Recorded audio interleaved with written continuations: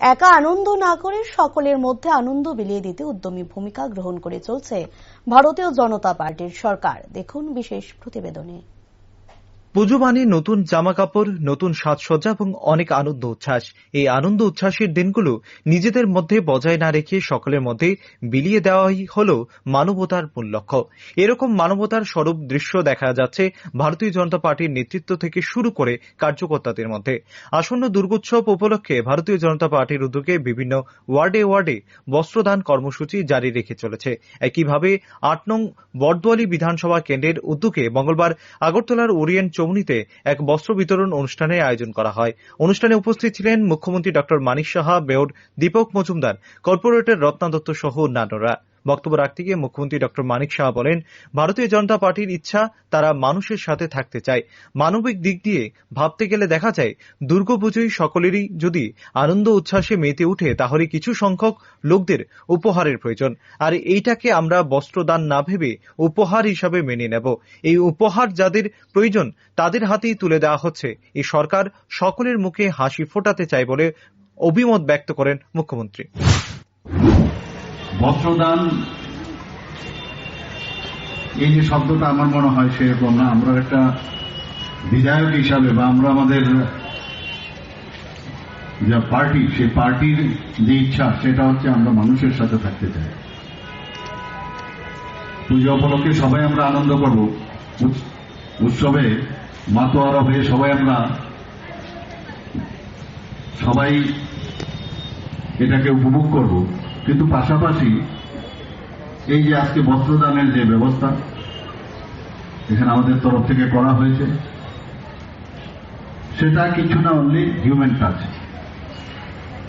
আমরা আনন্দ করব, অন্যরা আনন্দ করবে না, এটা এরকম সবাই আনন্দ করবে, তাও একটা গিফটের মতো বলা যায়, যে একটা উপহার হিসাবে আজকের এই যে পুজো আসছে, পুজো উপলক্ষে এখানে যাদের প্রয়োজন তাদের মধ্যে আমরা দিচ্ছি। আমরা আমাদের পার্টি এবং আমাদের সরকার সবাই চাইছে, যেটা আমাদের মেয়র সাহেব বলছিলেন, সবার মুখে আমরা হাসি ফোটাতে চাই। অপরদিকে বস্ত্রদান কর্মসূচিতে উপস্থিত থেকে মেয়র দীপক মজুমদার বলেন, আসন্ন দুর্গোৎসবে সকলের মুখে হাসি ফোটাতে সরকারি বেসরকারি বিভিন্নভাবে বস্ত্রদান উৎসব সকলেই সামিল হচ্ছেন। প্রতিটা মায়ের মুখে হাসি ফোটাতে মুখ্যমন্ত্রী এই উদ্যোগ নিয়েছেন।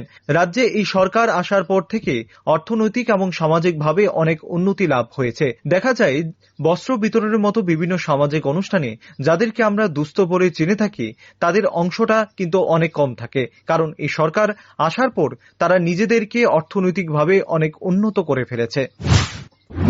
পুজোকে সামনে রেখে পুজোর দিনে যাতে আমাদের শহর, আমাদের রাজ্যে বিভিন্ন প্রান্তে মাননীয় মুখ্যমন্ত্রী ছুটে যাচ্ছেন, বস্ত্রদান করছেন, বস্ত্র অনুষ্ঠানে অংশগ্রহণ করছেন, সরকারি বেসরকারি পর্যায়ে এবং বিভিন্ন স্বেচ্ছাসেবী সংগঠনও কাজ করছে। আমাদের দলীয় ভারতীয় জনতা পার্টি থেকে কিন্তু বিভিন্ন কার্যক্রম কর্মসূচি গ্রহণ করা হয়েছে। পূজার দিনে যাতে প্রত্যেকটি মানুষের মুখে হাসি ফোটে, প্রত্যেকটি পরিবারে যাতে নতুন বস্ত্র যায় এবং বস্ত্র পরিধান করে মায়ের আশীর্বাদ গ্রহণ করতে পারে, পুজোকে উপভোগ করতে পারে, সেক্ষেত্রে আমাদের রাজ্যের মাননীয় মুখ্যমন্ত্রী এই কর্মসূচি গ্রহণ করেছেন। তারই অঙ্গ হিসেবে আজকের এই 20 নম্বর ওয়ার্ডে আমাদের কিছু সংখ্যক দুস্থ পরিবারকে, এমনিতে আমাদের এই রাজ্যে এই সরকার আসার পর আমি বলবো, আমরা যারা কি দুস্থ বলে সেই জায়গায় কিন্তু কোনো মানুষ নেই, প্রায় প্রত্যেকেই আর্থিক সামাজিক দিকে তার উন্নতি হয়েছে। সেক্ষেত্রে আমরা যখন বস্ত্রদানে প্রোগ্রাম করি বা কোনো সামাজিক অনুষ্ঠানে কিন্তু আমরা দুস্থ বলতে যাদেরকে বলি তাদের অংশগ্রহণ কিন্তু কম থাকে, কারণ তারা আর্থিক এবং সামাজিকভাবে এই সরকার আসার পর তারা অনেকটাই নিজেদের উন্নত করে ফেলেছে। তো কাজে তারপরে মুখ্যমন্ত্রী ভেবেছেন না পুজোর সময় যাতে কোনো পরিবারের কোনো অংশের লোক বাদ না যায়, কারণ আমরা যে কোনো পার্বণ অনুষ্ঠানে যখন কোনো অনুষ্ঠানে অংশগ্রহণ করছি।